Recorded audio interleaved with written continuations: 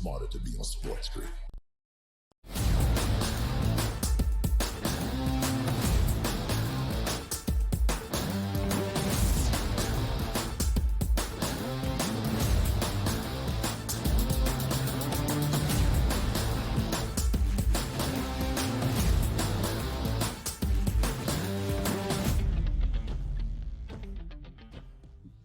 Live right here on Final Four Friday. It is our third and final hour of the early line on SportsGrid. We are really happy to have you here entering a huge weekend in college basketball. Final Four Friday night in Cleveland, Ohio at the Women's NCAA Tournament. A marquee matchup across the board and a historic night awaits before we get to Final Four Saturday out in Phoenix at the Men's NCAA Tournament as well. In this third and final hour, picks, plays, previews, breakdowns for all four games that you will see over the next 48 hours before we get to a national championship on Sunday in the women's tournament, and, of course, national championship Monday night out in the desert in the men's tournament. The goosebumps and the hairs on my arm, DRS, stand up. It is Final Four Friday here on the early line. It is. Great night of night to basketball with the women's game. Saturday, of course, with the men's game. And then also the NBA sprinkled in all throughout the weekend with collision course games to try to set those seedings up. So good time for basketball to come along. And if Major League Baseball would like to participate and actually have games played 60 degrees or above, we'd love to see it. And we'd love to handicap that as well. We are going to handicap some around Major League Baseball. 13 games on this Friday slate.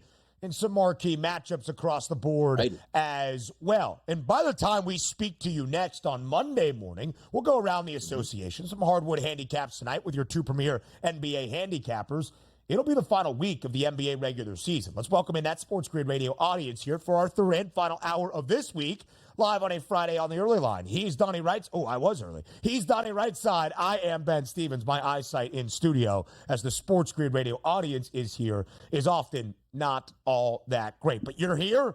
It's a Friday. Sirius XM channel 159. All of our radio terrestrial affiliates now in the fold as well. Major League Baseball Daily Diamond Dash. A rematch of the American League Championship Series, a divisional duel in the American League West, an in-state showdown in Texas between the Rangers and the Astros tonight in Arlington. The Rangers actually, despite being at home, DRS, booked as the moneyline underdog against the Astros. Hunter Brown gets the start for the Stros, over under 9.5. Yeah, again, early season here, but at least we have 15-plus at-bats for most of these guys if they're facing right-handed pitching. So if you take a look at that Texas Rangers lineup today, here's the interesting part. You would figure Marcus Semien, Corey Seager, Evan Carter, guys that can really go yard. Take a look at their ISO power numbers against right-handed pitching this season. 18 at-bats for Semien, that's a 0. Corey Seager, 14 at-bats against righties, that's a 0. Evan Carter, 18 at-bats against righties, that's a 0 also. Adolis Garcia, though, 625 ISO power number. Some of that will probably be on your slate today if you're looking for an RBI prop. But if we flip it over to Houston, going up against Bradford, who's a left-handed pitcher, limited at-bats here. Most of the guys between 5 to maybe 12 at-bats against those lefties. Kyle Tucker is a left-handed batter. And how about this? Going up against a 429 ISO power number and a 595 weighted on base percentage. Forget about that lefty-lefty concept. They're like, I'll try to fade that and look away. He's probably the best hitter in the lineup. Yainer Diaz, a 500 ISO power number through 7 at-bats. He's a right-handed batter. So having said that, not a lot of great looks in the lineups between both of these two on offense. Probably leaning more towards an under for me, but we're just maybe a week, maybe 2 weeks away from getting that true feel on some of these batters here. And away we go into the hitting weather, which is going to come up into May. So maybe an under look tonight between these two. Yeah.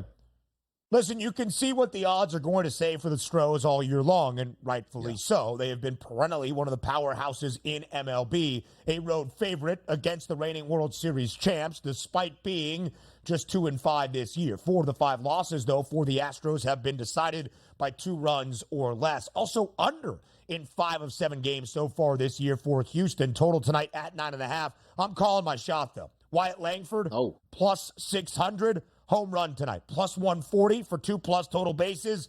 The rookie for the Rangers has a big night against their in-state foes. Early, some day baseball on this Friday slate, including up in the Bronx. It's going to be chilly as Marcus Stroman gets the start inside Yankee Stadium against the Toronto Blue Jays. Minus 156. That live money line price in favor of the Pinstripes. 8.5 is the total. Again, chilly day baseball up in the Bronx.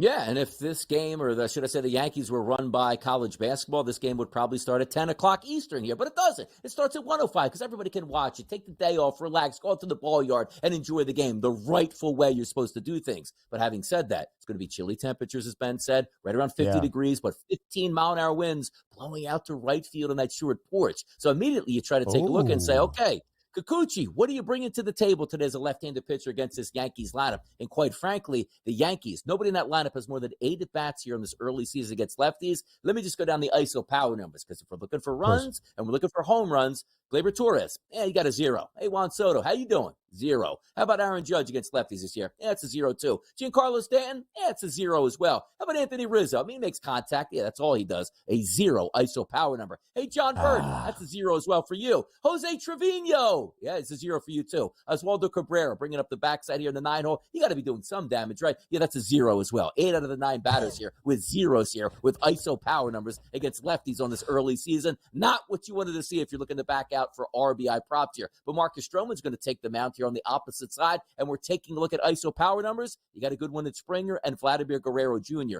Right around, 20 at-bats or so in this young season against right-handed pitching. But let's go over the rest of this lineup here. Bo Bichette, 083. Turner, 077. Varsho, 0. Kirk, 0. Kiermaier, 0. Connor Falefa, 0. Maybe if some of these guys would be batting in conditions that are 70 and 80 degrees. And also remember Toronto taking on the Houston Astros. They were abysmal at the plate here. So wind blowing out, would love to take it, just can't do it. The numbers don't support it this early just yet, Ben. Juan Soto going yard in his Yankee Stadium debut. The Yankees off to a 6-1 start this year. The home debut, though, up in the Bronx for Soto, who has been electric this year, plus 390 to hit a home run. I'm feeling spicy on some of those home run props on this Friday. Day baseball as well inside the friendly confines of Wrigley Field. The Cubs, a home underdog, plus 154 you would expect against the L.A. Dodgers. The Cubbies off to a 4-2 start. L.A. off to a 7-2 number. Can the Cubs win outright as an underdog at home inside Wrigley? Yeah, it's one of those games. Say, hey, look at the Dodgers under 2-1 price as a favorite. Just take them anywhere at this point. Not necessarily the case. And also keep in mind the Dodgers opening up their season in L.A. It's usually nice weather in L.A. Where they're in spring training down in Arizona, it's usually nice weather. We go over to the windy city of Chicago today. What's the first thing that you check? Not necessarily the temperatures, which will be 44 degrees at first pitch, but double digits blowing in from right field. So good luck on the hitting condition weather out there today. But I would sooner look. The Dodgers have opened up very good. Probably would just take the dog price on the road. Hey, colder conditions. You don't have your ace on the mound. Maybe the Cubs can pull this one out. But outside of that, I'm waiting for more hitting conditions here to zero in on some of these player props. I don't know if we get that today with the cold conditions in Wrigley Field. The Dodgers 7-2 straight up, 4-5 on that run line so far this year. The Cubbies, the run line underdog, only a minus 114 price to pay. The Braves, the biggest favorites on the board today. Spencer Strider on the bump in the ATL, minus 275 against the reigning NL pennant winners and the Arizona Diamondbacks today at the A. Around the association in the NBA next.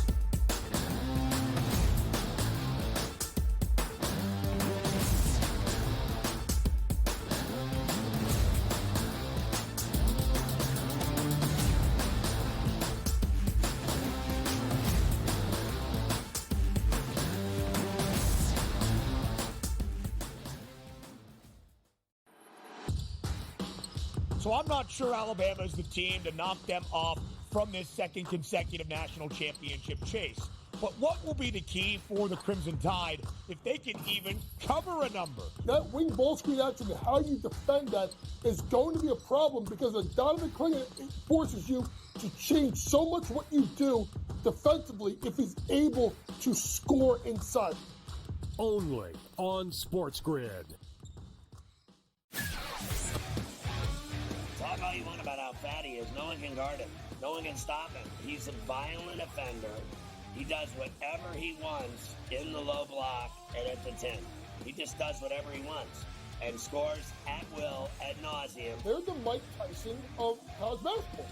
At some point, they're going to throw a haymaker. And when it connects, Pharrell, you're not getting up. Pharrell Coast to Coast. Only on SportsGrid. Your gut says Miami is going to win, and you should take the over. Your gut also said your NFT selfies would only go up in value. They didn't. But your head is on SportsGrid and knows the QB is in concussion protocol. The backup has a 45 QBR against the zone coverage. The New York D has the most sacks in the league. So yeah, trust your head. It's smarter to be on SportsGrid. It's smarter to be on SportsGrid, your 24/7 sports wagering network. The early line. Magical and historic season in Lincoln, Nebraska continues. He is the best player in the NBA, but also in the biggest moments where the national media is watching. Newswire. Something that we have never seen happen before with one of the iconic coaches in the game. Pharrell, coast to coast. The team covers. It's automatic. It's every time. Not sometimes. It's every time. Game time decisions. Luka is actually far more dangerous from three on the road this year than at home. This game here tonight, you may want to consider taking as many points as humanly possible. In-game live, prime time. We got not one, but two coaches fired systems in place. Sports Rage this late sort night. of has letdown written all over it. It's going to be hard to match the emotion that they played with the other night. It's smarter to be on SportsGrid.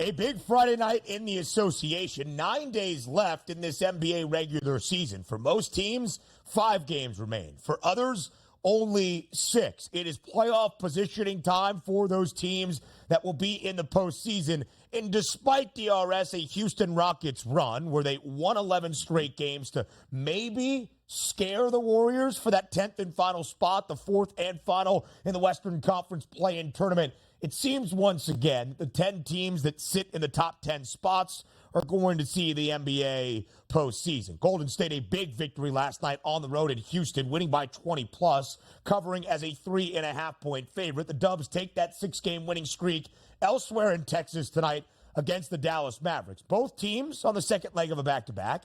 Dallas at home, Golden State on the road, but in the same state that is Texas. 5-point spread in favor of the Mavericks.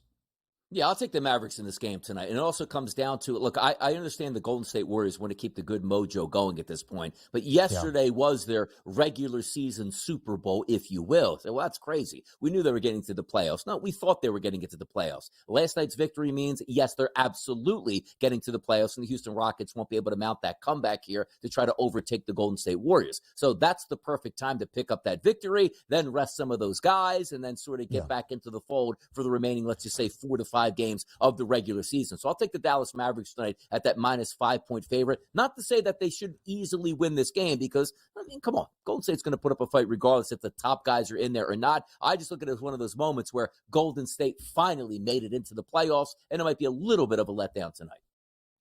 Yeah, I think it's a really good point, DRS. They did what they needed to do to create that 4-game advantage over Houston with only 6 games left in this NBA regular season. But they have won 6 straight. They've covered in 5 of those 6.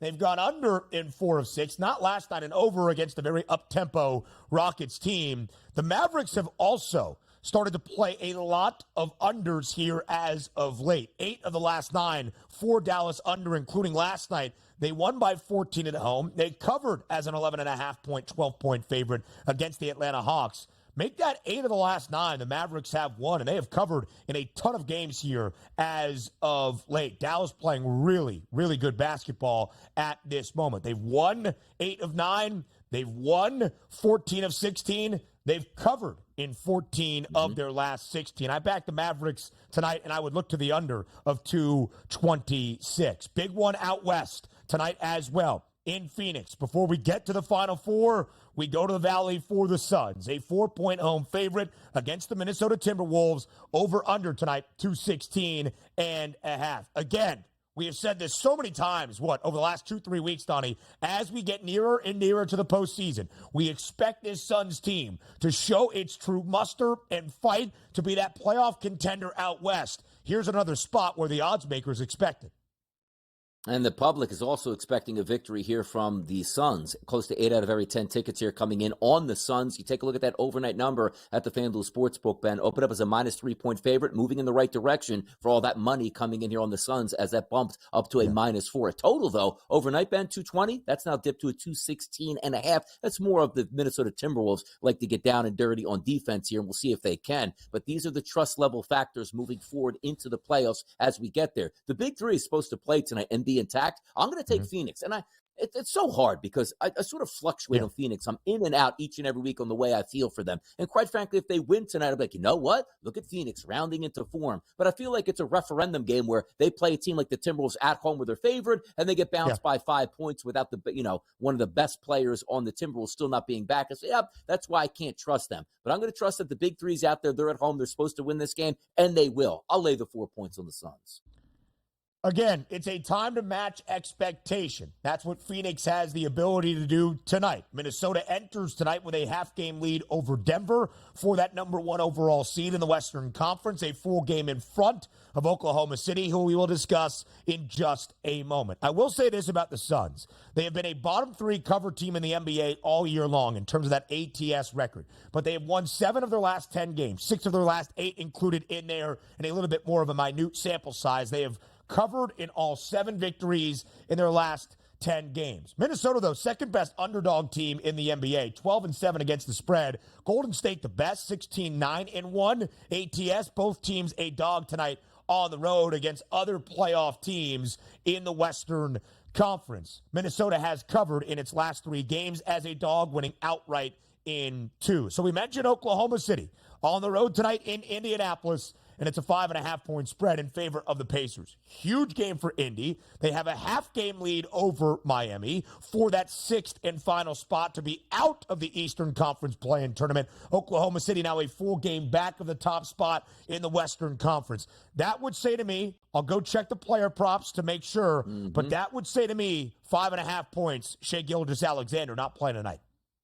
Yeah, he probably won't play. And also the overnight number, which opened up as a -4 for the Pacers. That's now 5.5 at the FanDuel Sportsbook, even up to 6 Ben at some other outlets now. Total still up there, 236.5 as that overnight number at FanDuel, now sitting at 234 even. But looking at the anticipated starting lineups first for OKC, Giddey, Wallace, Wiggins, Dort, and Holmgren. So there you go. SGA not associated in that starting lineup or possibly not playing. And also taking a look at maybe a Jalen Williams, if he's actually in this game too. The Indiana Pacers full gas. But also keep in mind, like, the OKC really would love to get this victory, but at the same time, the Indiana Pacers in a fight for their life now to try to get back up into that top 6. This line, if you're just reading it, forget about the handicap itself, who's out, really tells you the backing of the Indiana Pacers because how important this game is. The one thing we do know, Ben, right? OKC is probably going to be a top 3 seed anyway. It shakes out here in the Western Conference. But the Pacers, you don't want to get into that 7 to 10. That's what they're trying to stave off. So I'll back that line tonight for the Pacers with a victory for me as well.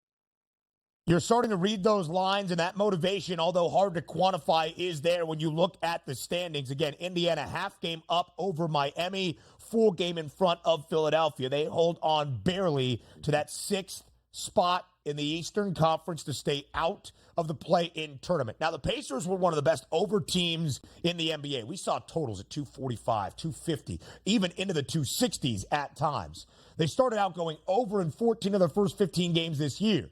The Pacers under in 7 of their last 10, 13 of their last 18. OKC over in 5 of its previous 6 games. No Jalen Williams props listed, by the way, as well, DRS. A big spot for Indiana tonight. Oklahoma City, an underdog who has not covered in its last 2 games as a dog without SGA against playoff teams in the Eastern Conference, Philadelphia and Boston on this East Coast road trip. Only 5 games remain for Indiana, by the way, including tonight even more of that precedent to go out there and win when you have only 4 games remaining in the regular season after tonight.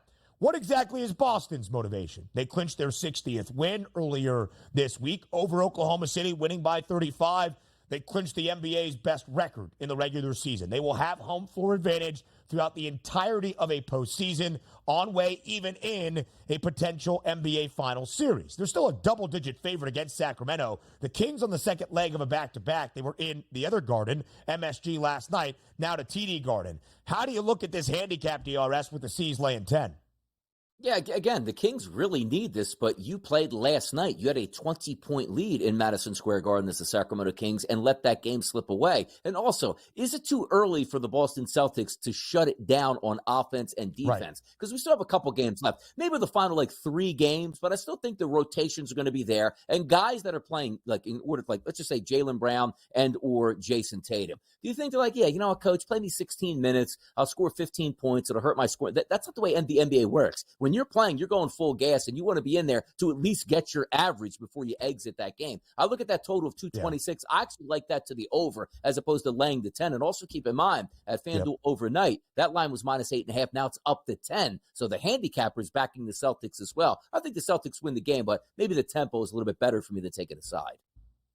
Domantas Sabonis now has 60-plus consecutive double-doubles. Sacramento on the money line is plus 385 for a player performance double of a double-double out of Doma and a Sacramento win. It's a worse price at plus 370. Crazy. Final 4 weekend is ahead.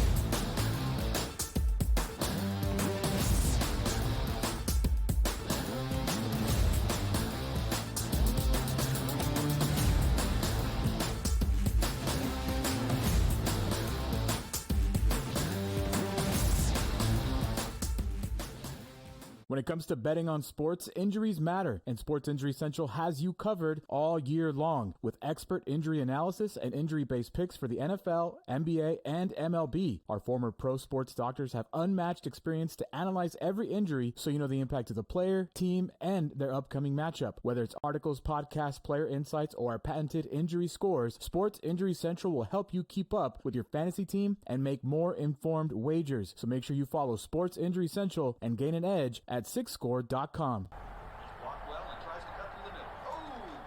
Your gut says Miami is going to win, and you should take the over. Your gut also said your NFT selfies would only go up in value. They didn't. But your head is on SportsGrid and knows the QB is in concussion protocol. The backup has a 45 QBR against the zone coverage. The New York D has the most sacks in the league. So yeah, trust your head. It's smarter to be on SportsGrid. It is now Corbin Burns, the AL Cy Young favorite, now in Baltimore at an 8-1 number. So let's just say, again, for just, competitive purposes, Soto hits 45 home runs. Judge hits 47 home runs. It's not everybody going okay, 47 wins. Everybody votes for Aaron Judge. Soto's going to steal some of those from his own teammate at this point. So when I look at that situation, I say, is there a chance those two could run away with it? Yes. The early line. Only on SportsGrid. 89-87, 0.6 seconds remaining. Big drama here in this game. Always frustrating when your Final Four parlay and bracket gets busted, but here we go. I'm done. Look what he is now. He's on FanDuel, plus 120. Almost even money to win the tournament. So you actually, if you did get him at plus 260, you got a pretty good, better investment than you had before. Just saying. Sports Rage Late Night. Only on SportsGrid. Anyone that's been to a sporting event, the atmosphere before a game, I think Game Time Decisions has that same exact atmosphere. This is our arena. This is what we do. There is going to be an energy to Game Time Decisions that you will feel night in and night out. The excitement you get when you lock your bets and when you're figuring out what you want to do, we can zone in on the biggest games each night. I want this to be the place that people come to before the games start so they feel as ready as possible to lock in their cards. We are going to hit every single one of those markets that you need to know about. We're going to go through every single thing, and I've got a great team behind me that's going to help me get the job done. There is not going to be a better place I promise you, then Game Time Decisions to get that new information, react to it, and be able to then bet accordingly. We will have everything at our disposal, and we will use that to our advantage. I'm Kevin Walsh. Tune into Game Time Decisions from 6 to 8 p.m. Eastern.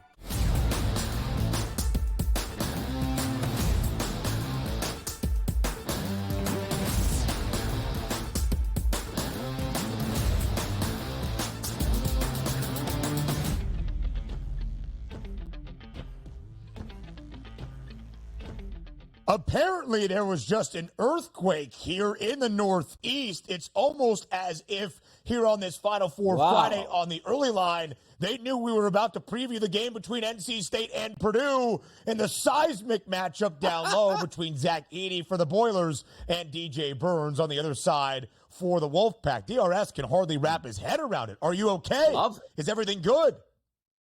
Yeah, I didn't know what the deal was because, again, I have a ton of monitors and, stands here, and everything was shaking for a second. Man, that's not a plane going overhead at this point. So apparently most people on the East Coast, or at least in the Northeast, feeling it because just watching the Twitter feed here, everybody basically has the same opinion at this point. But how about this? We're still live. We're still on the air. We're not worried about any of this stuff here. Let's get rocking.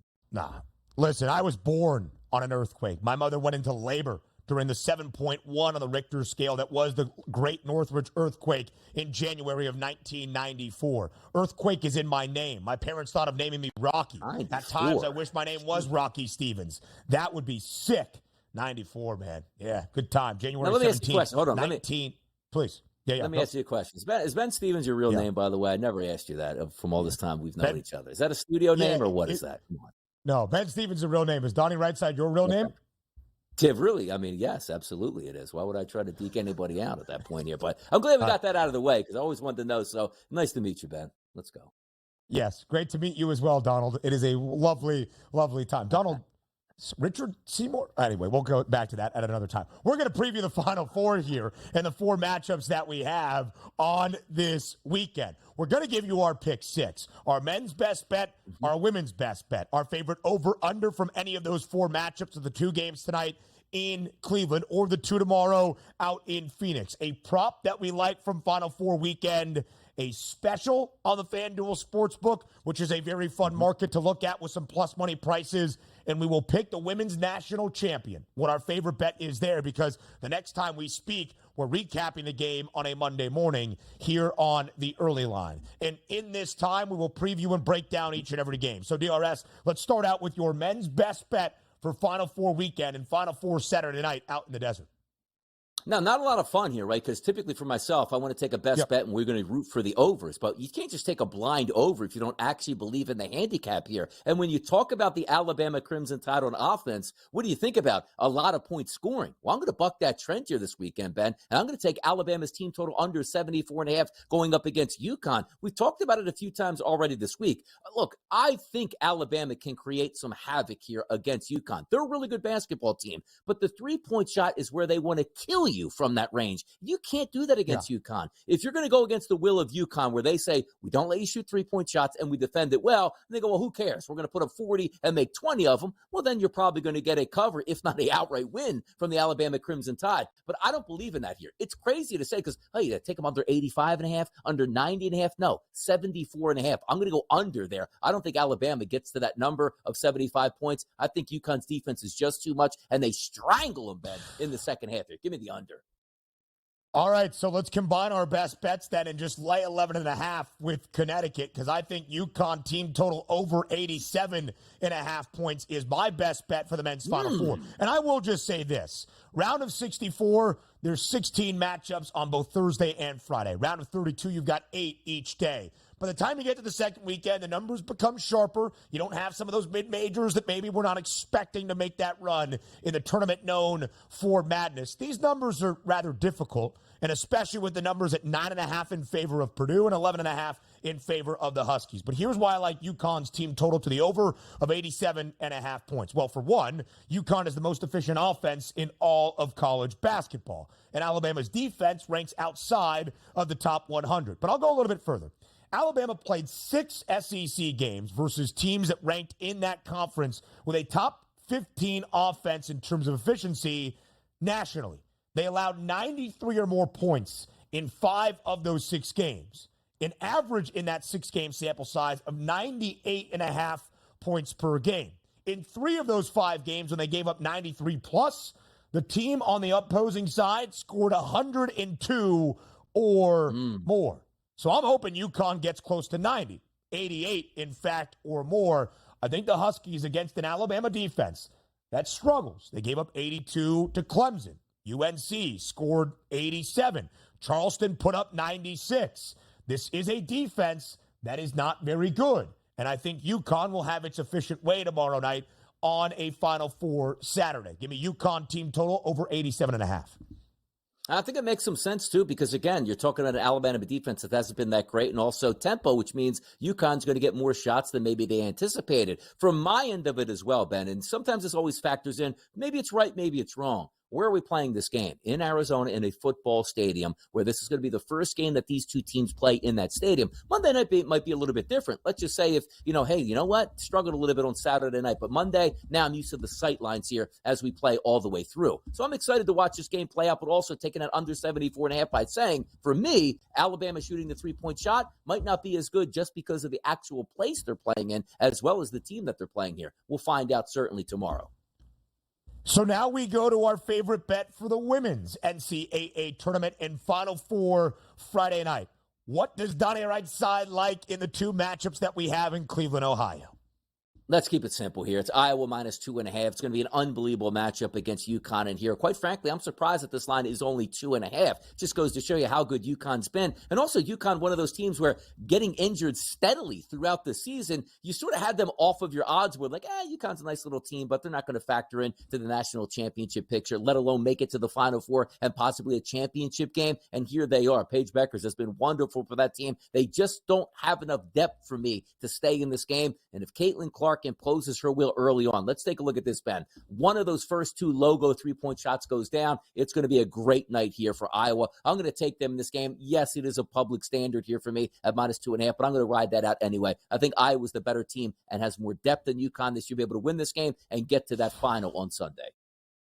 It gets to one of my favorite over-unders of the weekend as well. Now, UConn has been one of the second most efficient defense in the country. Her hoop stats, where Karina Mustafa works for, they have them ranked as the second most efficient defense in the country, only behind South Carolina. The Gamecocks can strangle you on the defensive side of the floor. UConn has not allowed more than 73 points in an NCAA tournament game in their 4 victories to get to their 23rd appearance in a Final Four.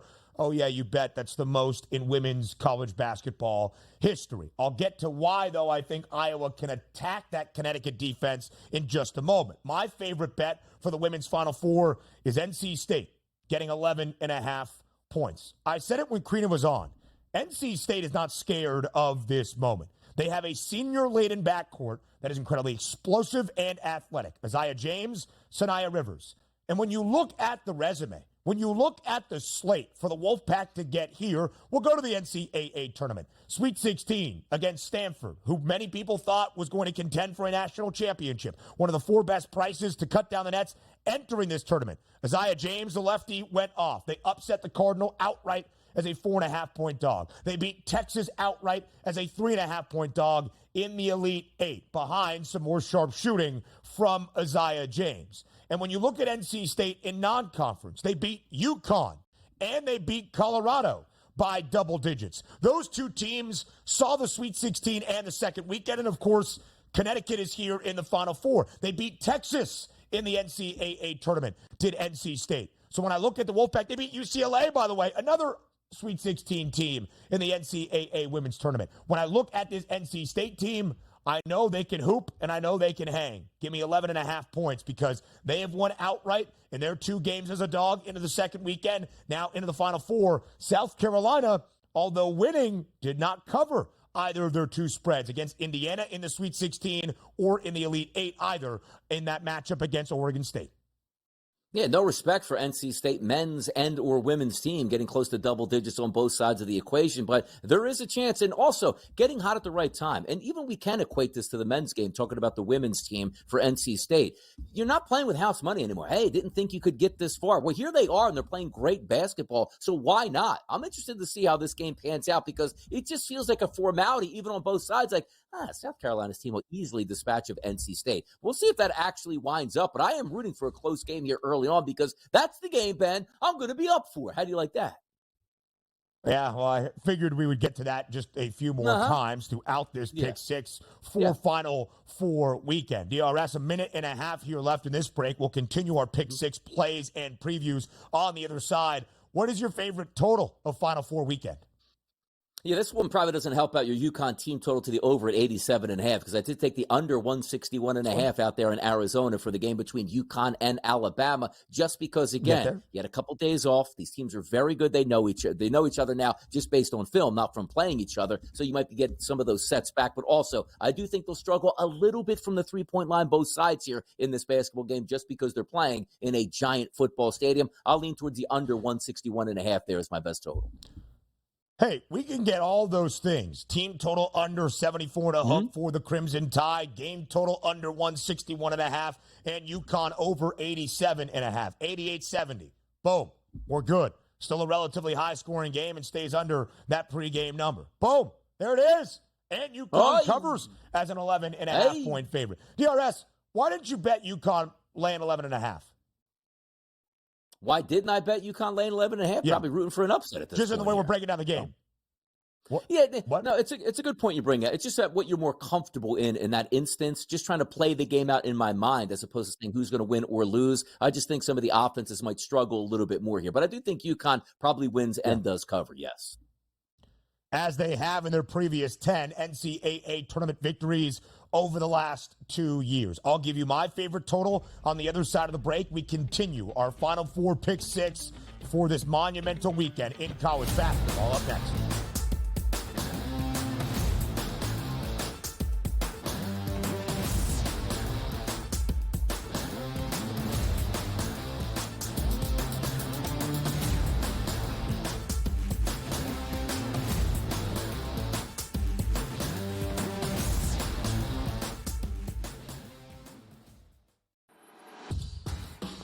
So I'm not sure Alabama is the team to knock them off from this second consecutive national championship chase.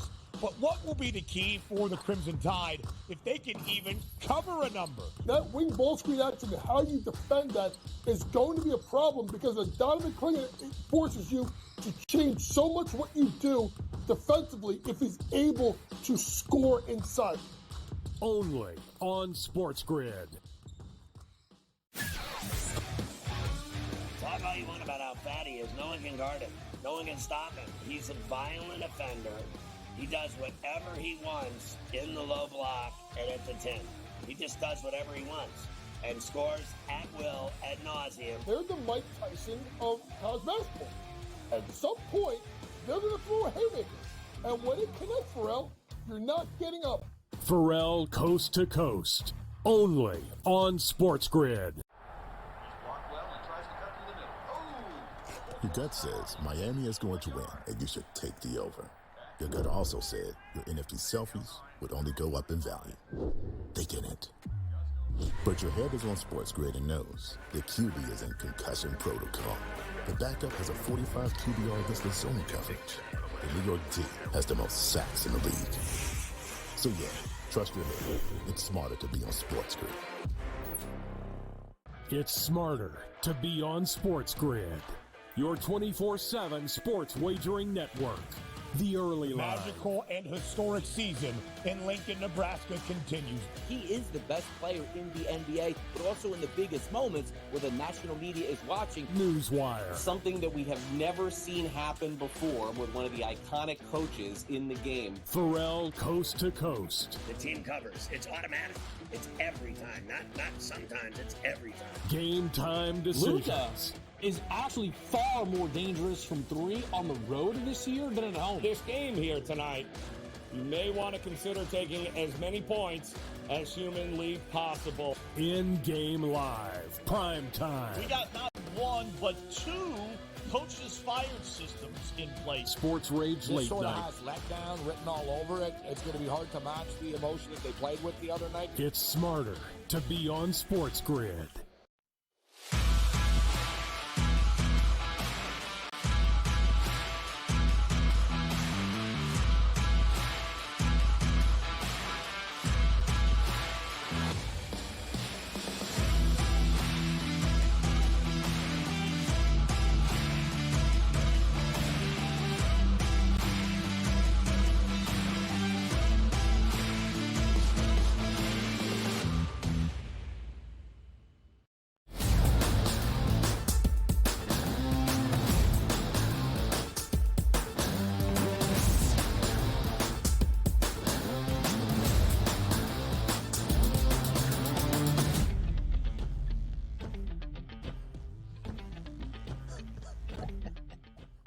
Come on, man. Your uncanny ability in the final 5 seconds before we return from a commercial break of saying something wilding out there is really, really good. They have said reports in the greater New York City area, 5.5 on the Richter scale.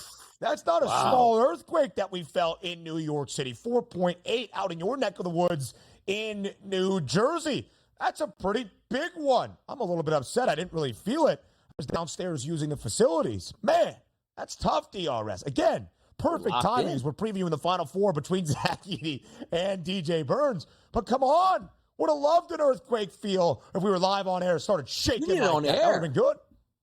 Yeah, it would have been a good part on the air at this point here, but just look, we're still here. We're still running through here. We got to get the people out here. You got a nice little rush. That shows you how big this weekend is. Like the weight of the world, Ben, is crashing down right now with earthquakes because of how big the sports landscape is this weekend. Seismic shocks all the way around. Woo, boy. Seismic.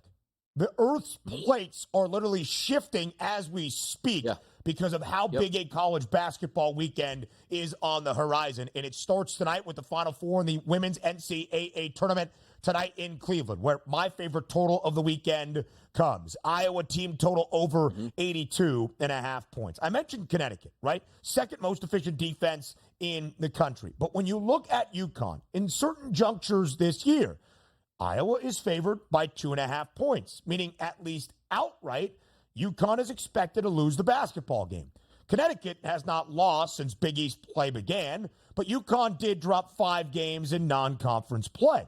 Iowa not only has scored 89 or more points in 3 of its 4 NCAA tournament games, they play very up-tempo. They play with a very high-powered offense, of course, led by Caitlin Clark. They put up 94 against LSU on Monday night in the Elite Eight.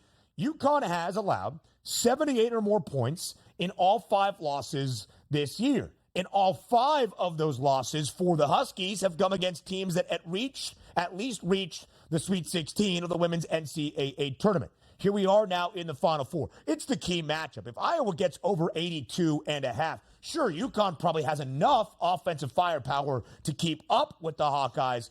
But UConn's best path to victory, DRS, is keeping Caitlin Clark and containing her as best as possible. And overall, Kate Morton, Gabby Marshall, Cynia Falter, everybody to under 82.5. That's UConn's pathway, in my estimation, to an upset. I'm just not sure it happens.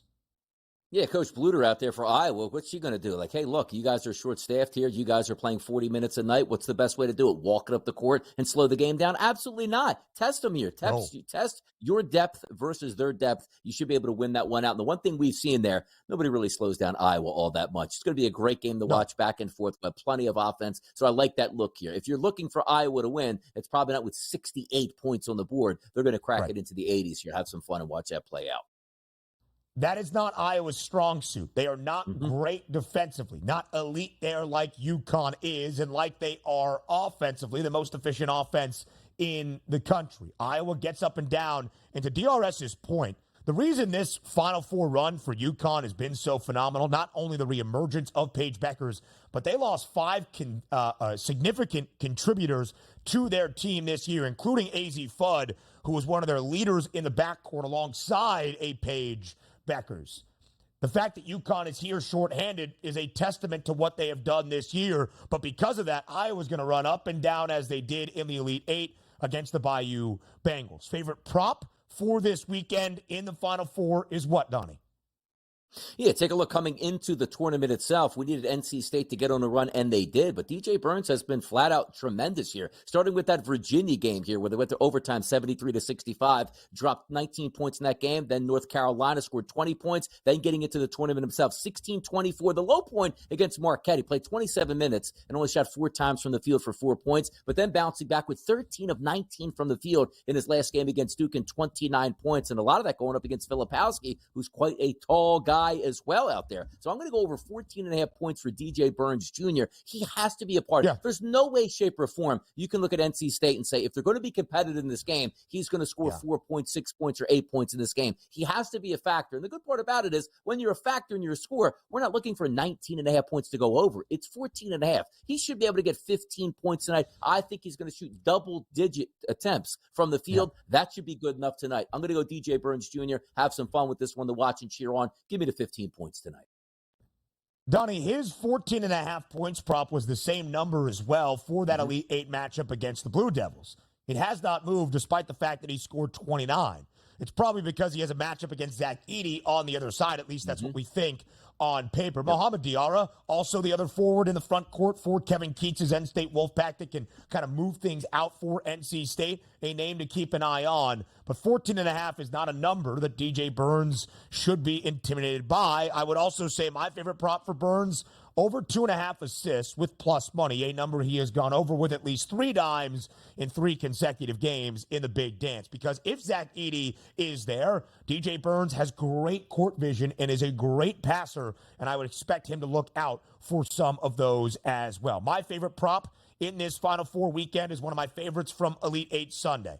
It didn't work out against Tennessee. The Volunteers, the third most efficient defense in the country, but will allow you to shoot the 3. Purdue did, but didn't do it successfully, and then they got away from it in the first half and just fed Zach Edey the basketball. He was a matchup nightmare for Rick Barnes and Tennessee. They were just 3 of 15 on Elite Eight Sunday against the Vols, but they entered that game as the best three-point shooting team in the country at 41%. So my favorite prop is who I consider the X factor for Purdue on this redemption tour. I felt this way about the Boilermakers and Mason Gillis since way back in January. Mason Gillis, 2+ made 3-pointers. It's a minus 112 price. And if you look at the trends for Gillis, 0 of 3 against Grambling State in the opener in the NCAA tournament, made 2+ against Utah State and Gonzaga. Then he went 0 of 3 against Tennessee. That should mean 2+ in at least the next game here against NC State. And before the Big Dance, Mason Gillis made 2 or more threes in 7 straight games for Purdue and in 9 of the last 10 entering the NCAA tournament. And it's hard to really get a sense of this NC State team because we can look at their metrics, DRS, on KenPom. Those metrics are the sample size of 36+ games now. Not just this 9-game win streak, ACC tournament, NCAA tournament. But you can go to Bart Torvik and you can narrow that sample size. And NC State has been one of the most efficient defenses in the Big Dance, but they have the 3rd worst in terms of 3-point attempt rate from their opponents, or at least the 3rd most frequent, meaning their opponents are attempting 47% of their overall field goals from 3. Marquette was 4 of 31. Duke barely made any, despite being a good 3-point shooting team. Some of it is shooting luck, and that's okay. Some of it is great defensive adjustments from Kevin Keats. But I believe Purdue will hoist from deep tomorrow night in Phoenix, and I believe Mason Gillis will hit at least 2. Yeah, and also Mason Gillis from me, I had him on the agenda over the weekend, last past weekend, and I needed him just to make one of them, but I was on the same wavelength as you, saying he doesn't shoot a ton of them, but apparently the stroke is there, and when he's wide open, he knocks them down. Only went 0 of 2. I was hoping for a late 3-point shot, didn't get that, but certainly should be able to bounce back based on his performances here throughout the tournament. And you're right. What's the MO? Like, do we really think NC State's going to make, you know what, DJ Burns, 1-on-1 with Edey, we're not even going to collapse down there, so we're going to defend the 3-point line. No, that's why Purdue is such a very good 3-point shooting team. It's not that they're just shooting as many as they can. It's like, wow, triple team on Zach Edey, kick to me. Let me line this up like a free throw. Boom, 40% as a team, and away we go. I like that look here. He should bounce back. Didn't make one in the last game. He should be able to get home in this environment here. Final Four specials category on the FanDuel Sportsbook that combine the men versus the women and some fun match bets. Also, just various topics for Saturday night out in Phoenix. What is your favorite specials bet on FD? Yeah, just went with Zach Edey. Like, I think he's going to be a big product in the game. That's every single game Purdue plays, but I do think he has a nice little mismatch advantage. If it is going to be DJ Burns at all for a lot of this game, he should get his, and quite frankly, he always gets his. And if I'm playing the angle where maybe on Saturday, both of these teams aren't going to be great or should I say both of the games aren't going to have great 3-point shooting, that means you probably can't rely on it. You got to go down low. So it took Zach Edey to be the top point scorer on Saturday for the men's at a plus 130 price. So I looked at Zach Edey as well. There's a match bet for Zach Edey versus both Caitlin Clark. She's minus 390. I actually think Clark will score more points than Edey in Final Four weekend. And versus Paige Beckers. Now, Paige Beckers' points prop for tonight's game in Cleveland against Iowa is 26.5. She is favored in this matchup. The number, though, for Zach Edey tomorrow night against NC State is less than that, as you would expect, because, or it's actually 26.5 now, slightly on the rise. So it's the same number, But Paige Beckers is minus 150 in this match bet. Edie is plus 118. Beckers has gone over 26.5 in 3 of the 4 games with at least 28, 28, and 32. In her floor here in the big dance is 24. Of course, we saw Edie put up 40. We've seen him put up 30. We've seen him put up 27 in 3 of the 4 games for the Boilermakers. But there's a good chance, DRS, 26.5 for both Beckers and Edie, for them to finish around the same number. I'll take the plus money with Edie in this match bet against Paige Beckers. I like it. I do. I mean, anytime you're going to focus on Zach Edey, the one thing that we do know, he's going to be a centerpiece. And even in games where he started out slower in the tournament, maybe 6 or 8 points, he's really hit the gas in the second half. Because the one thing that works out well in your favor, if we're expecting a blowout, that's one thing, which probably means Edey already had a ton of points. But late in the game, Purdue does the one thing you're supposed to do. Let's run our offense repeatedly in the final 5 minutes right through Zach Edey, because 2 things are going to happen. He's either going to score or he's going to get fouled at this point. So if you need points late in that game and you don't have them, Edey's going to be the centerpiece and the focus of that offense late. Anything that has to do with Edey, I'm down with betting this weekend, Ben. All right, the Pick 6 for Final Four weekend. But before Donnie and I speak next, that will be on Monday morning, a national champion will be crowned in women's college basketball. So, DRS with the 4 teams left standing, entering Cleveland tonight for Final Four Friday. When all is said and done on Sunday evening, who will be a national champion? I'm going to go with Iowa at a plus 3-1 price here. It's the perfect caption to an unbelievable career for Caitlin Clark. And she's not going to go down either way as, oh, Dan Marino was a great quarterback but didn't win anything. She's probably the best overall college basketball player we've ever seen. I just would love to see her go out with the ring. So this is more of not a handicap for myself, because I do think South Carolina probably is the best overall team, and rightfully so. But I just want to see the storybook ending. Give me 30 points on Friday night. Give me another 30 on Sunday. Give me a close game where they win it. Yeah. That's the way to go out in style, with a ring on your finger, as she deserves. I took Iowa 3-1. There has been a lot of conversation about greatness and the greatest of all time in women's college basketball history. A lot of people point to the historic championships that UConn won with Diana Taurasi, or back in the day for Candace Parker at Tennessee, or Maya Moore at UConn as well. Brianna Stewart won 4 in a row with the Huskies. But we don't see that level of dominance in women's college hoops anymore. There's parity. We haven't seen a back-to-back repeat national champion in women's college basketball since 2017. So the idea that somebody's greatness and the greatest of all time is directly tied to a ring in a single elimination tournament that we call madness is a little bit maddening to me. Caitlin Clark is the greatest of all time for what she has done, and not simply as a scorer. And I agree with you, DRS. I think Iowa gets there. But I also have a UConn ticket at 15-1 that I bet on Monday before their Elite 8 matchup against USC. So I'm going with the field. I told you my women's best bet is NC State plus 11.5. Yeah. I think South Carolina can get got. I'm not sure it's the Wolfpack, and I really think tonight is a toss-up between Connecticut and Iowa. But I'm going to go with the field at a plus 170 number. The Gamecocks minus 210 as a hefty national title favorite. A best bet on this Friday night.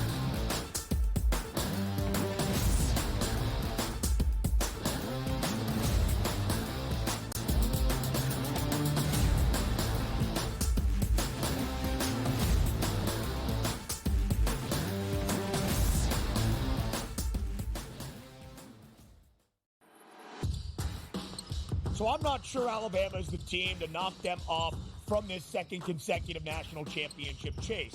But what will be the key for the Crimson Tide if they can even cover a number? That wing ball screen action, how you defend that, is going to be a problem, because a Donovan Clingan forces you to change so much what you do defensively if he's able to score inside.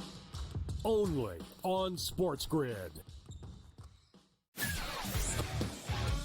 Talk all you want about how fat he is. No one can guard him. No one can stop him. He's a violent offender. He does whatever he wants in the low block and at the 10. He just does whatever he wants and scores at will, ad nauseum. They're the Mike Tyson of college basketball. At some point, they're going to throw a haymaker. And when it connects, Pharrell, you're not getting up. Pharrell Coast to Coast. Only on SportsGrid. Your gut says Miami is going to win, and you should take the over. Your gut also said your NFT selfies would only go up in value. They didn't. But your head is on SportsGrid and knows the QB is in concussion protocol. The backup has a 45 QBR against the zone coverage. The New York D has the most sacks in the league. So yeah, trust your head. It's smarter to be on SportsGrid. It's smarter to be on SportsGrid, your 24/7 sports wagering network. The early line. Magical and historic season in Lincoln, Nebraska continues. He is the best player in the NBA, but also in the biggest moments where the national media is watching. Newswire. Something that we have never seen happen before with one of the iconic coaches in the game. Pharrell, coast to coast. The team covers. It's automatic. It's every time. Not sometimes. It's every time. Game time decisions. Luka is actually far more dangerous from three on the road this year than at home. This game here tonight, you may want to consider taking as many points as humanly possible. In-game live, prime time. We got not one, but two coaches fired systems in place. Sports Rage This late sort of night. has letdown written all over it. It's going to be hard to match the emotion that they played with the other night. It's smarter to be on SportsGrid.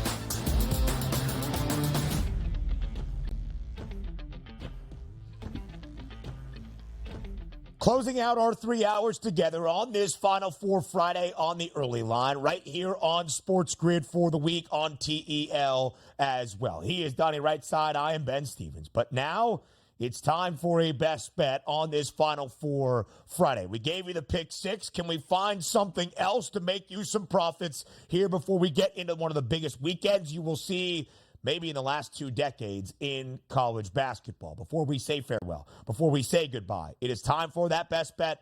It is time for bye, bye, bye.